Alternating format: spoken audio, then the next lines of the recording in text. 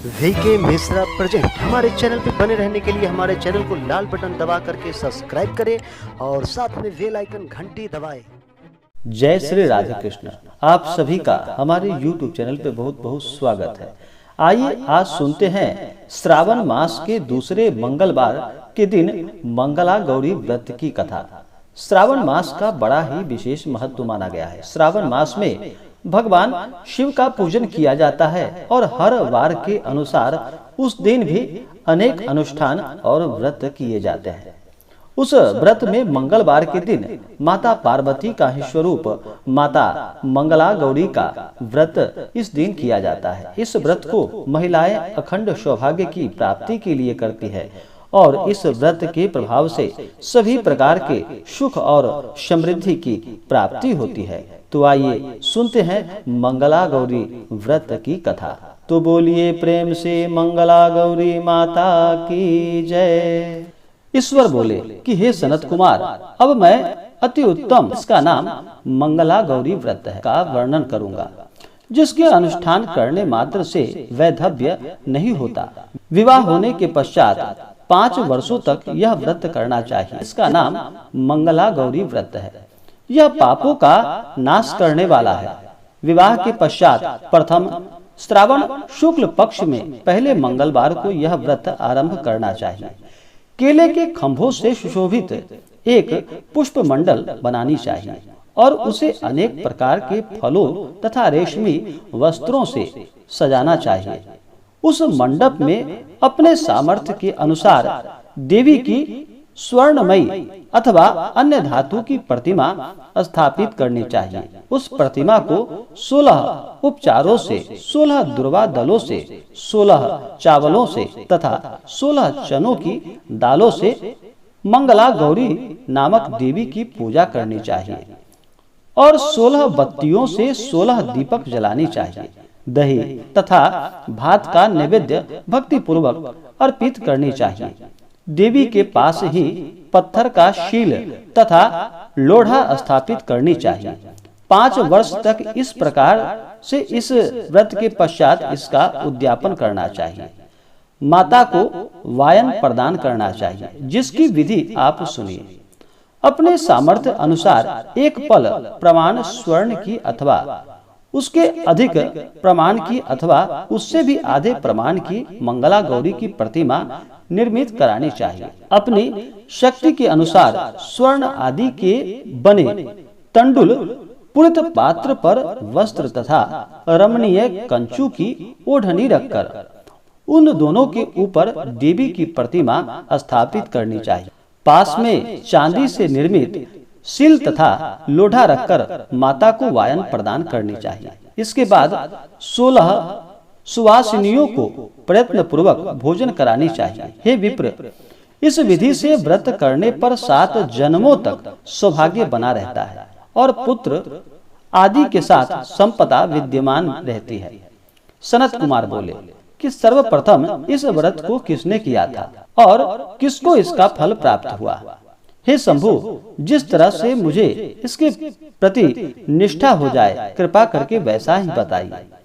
ईश्वर बोले कि हे सनत कुमार, पूर्व काल में कुरु देश में श्रुतकृति नामक एक विद्वान कृतिशाली शत्रुओं का नाश करने वाला 64 कलाओं का ज्ञाता तथा धनुर्विद्या में कुशल राजा हुआ। पुत्र के अतिरिक्त अन्य सभी शुभ चीजें उस राजा के पास थी, अतः वह राजा संतान के विषय में अत्यंत चिंतित हुआ और जब ध्यान पूर्वक देवी की आराधना करने लगा, तब उसकी कठोर तपस्या से देवी प्रसन्न हुई और उससे यह वचन बोली कि हे सुव्रत, वर मांगो। श्रुतकृति बोला कि हे देवी, यदि आप मुझ पर प्रसन्न हैं तो मुझे सुंदर पुत्र प्रदान कीजिए।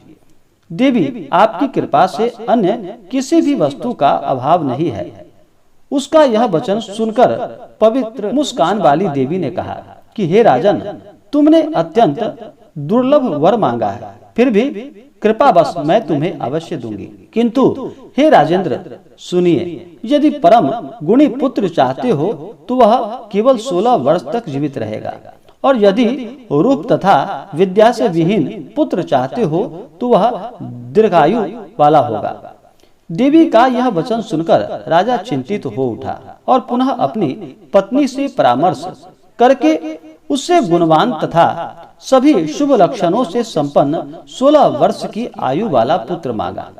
तब देवी ने भक्ति संपन्न राजा से कहा कि हे नृपनंदन, मेरे मंदिर के द्वार पर आम का वृक्ष है, उसका एक फल लाकर मेरी आज्ञा से अपनी भार्या को उसे भक्षण करने हेतु प्रदान करो, जिससे वह शीघ्र ही गर्भ धारण करेगी, इसमें संदेह नहीं है। प्रसन्न होकर राजा ने वैसा ही किया और उसकी पत्नी ने गर्भ धारण कर लिया। 10वें महीने में उसने देवतुल्य सुंदर पुत्र को जन्म दिया। तब हर्ष तथा शोक से युक्त राजा ने बालक का जात कर्म आदि संस्कार किया और शिव का स्मरण करते हुए उसका नाम चिरायु रखा।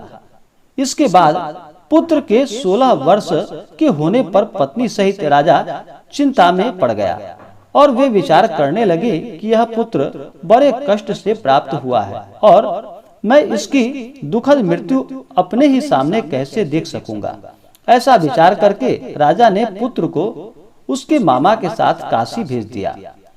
प्रस्थान के समय राजा की पत्नी ने अपने भाई से कहा कि कार्तिक का वेश धारण कर आप मेरे पुत्र को काशी ले जाइए। मैंने भगवान मृत्युंजय से पूर्व में पुत्र के लिए प्रार्थना की थी और कहा था कि हे विश्वेश, आप जगतपति की यात्रा के लिए मैं उस पुत्र को अवश्य भेजूंगा। अतः आप मेरे पुत्र को आज ही ले जाइए और सावधानी पूर्वक इसकी रक्षा कीजिएगा। अपनी बहन की यह बात सुनकर भांजे के साथ चल पड़ा। कई दिनों तक चलते चलते वह आनंद नामक नगर में पहुंचा।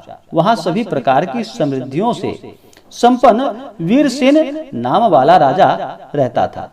उस राजा की एक सर्वलक्षण संपन्न युवावस्था प्राप्त मनोहर तथा रूप लावण्यमयी मंगला गौरी नामक कन्या थी। सभी उपमानों को तुक्ष करके सौंदर्य अभिवृद्धि को प्राप्त वह कन्या किसी समय सखियों के साथ नगर के उपवन में क्रीड़ा करने के लिए गई हुई थी। उसी समय वह चिरायु तथा उसका मामा वे दोनों भी वहां पहुंच गए और उस कन्या को देखने की लालसा से वहीं विश्राम करने लगे। इसी बीच विनोद पूर्वक क्रीड़ा करती हुई उस कन्याओं में से किसी ने कुपित होकर राजकुमारी को रांडा यह कुवचन कह दिया। तब उस अशुभ वचन को सुनकर राजकुमारी ने कहा कि तुम अनुचित बातें क्यों बोल रही हो? मेरे कुल में तो इस प्रकार की कोई नहीं है। मंगला गौरी की कृपा से तथा उसके व्रत के प्रभाव से विवाह के समय जिसके सर पर मेरे हाथ से अक्षत पड़ेगा, हे सखी, वह यदि अल्प आयु वाला होगा तो भी वह चिरंजीवी हो जाएगा। इसके बाद वह सभी कन्याएं अपने अपने घर चली गई। उस दिन राजकुमारी का विवाह था। बालीक देश के दृढ़धर्मा नामक राजा के सुकेतु नाम वाले पुत्र के साथ उसका विवाह निश्चित किया गया था। वह सुकेतु विद्याहीन, कुरूप तथा बहरा था। तब सुकेतु के साथ आए हुए उन लोगों ने विचार किया कि इस समय कोई दूसरा श्रेष्ठ वर ले जाना चाहिए और विवाह संपन्न हो जाने के बाद वहां सुकेतु पहुंच जाए। उन लोगों ने चिरायु के मामा के पास जाकर याचना की कि आप इस बालक को हमें दे दीजिए, जिससे हमारा कार्य सिद्ध हो जाए। इस पृथ्वी पर परोपकार के समान दूसरा कोई धर्म नहीं है। उनकी बात सुनकर चिरायु का मामा मन ही मन बहुत प्रसन्न हुआ, क्योंकि उसने उपवन में पहले ही कन्या मंगला गौरी की बात सुन ली थी। फिर भी उसने एक बार कहा कि आप लोग इसे किस लिए मांग रहे हैं? कार्य की सिद्धि हेतु वस्त्र, अलंकार आदि मांगे जाते हैं। वर तो कभी भी नहीं मांगा जाता, तथापि आप लोग का सम्मान रखने के लिए मैं इसे दे रहा हूँ। इसके बाद चिरायु को वहां ले जाकर उन लोगों ने विवाह संपन्न कराया। सप्तपदी आदि के हो जाने पर रात्रि में शिव पार्वती की प्रतिमा के समक्ष उस चिरायु ने हर्षयुक्त होकर मंगला गौरी के साथ शयन किया। उसी दिन चिरायु के 16 वर्ष पूर्ण हो चुके थे और अर्धरात्रि में साक्षात काल सर्प रूप में वहां आ गया। इसी बीच संयोगवश राजकुमारी जाग गई। उसने उस महासर्प को वहां देखा और वह भय से व्याकुल होकर कांपने लगी। तभी उस कन्या ने धैर्य धारण कर 16 उपचारों से सर्प की पूजा की और पीने के लिए उसे दूध दे दिया। उसने दीनता भरी वाणी में उस सर्प से प्रार्थना की तथा स्तुति की। मंगला गौरी प्रार्थना करने लगी कि मैं उत्तम व्रत को करूंगी जिससे मेरे पति जीवित रहें। ये जिस तरह से चिरकाल तक जीवित रहें, आप वैसा कीजिए। इतने में सर्प वहां स्थित एक कमंडलू में प्रवेश कर गया और उस मंगला गौरी ने अपनी कंचुकी से उस कमंडलू का मुंह बांध दिया। इसी बीच उसका पति अंगड़ाई लेकर जाग गया और अपनी पत्नी से बोला कि हे प्रिय, मुझे भूख लगी है। तब वह अपनी माता के पास जाकर खीर लड्डू आदि लेकर आई और उसके द्वारा दिए गए भोज्य पदार्थ को उसने प्रसन्न मन होकर खाया। भोजन के पश्चात हाथ धोते समय उसके हाथ से अंगूठी गिर पड़ी। तांबूल खाकर वह पुनः सो गया। इसके बाद मंगला गौरी कमंडलू को फेंकने के लिए जाने लगी। विधि की कैसी गति है कि उस कमंडलू में से बाहर की ओर जगमग करती हुई हार कांति को देखकर वह आश्चर्यचकित हो गई। घट में स्थित उस हार को उसने अपने कंठ में धारण कर लिया। इसके बाद कुछ रात शेष रहते ही चिरायु का मामा आकर उसे ले गया। इसके बाद वर पक्ष के लोग सुकेतु को वहां ले आए। उसे देख मंगला गौरी ने कहा कि यह मेरा पति नहीं है। तब उन सभी ने उससे कहा कि हे शुभे, तुम यह क्या बोल रही हो? यहाँ तुम्हारा कोई परिचालक हो तो उसे हम लोगों को बताओ।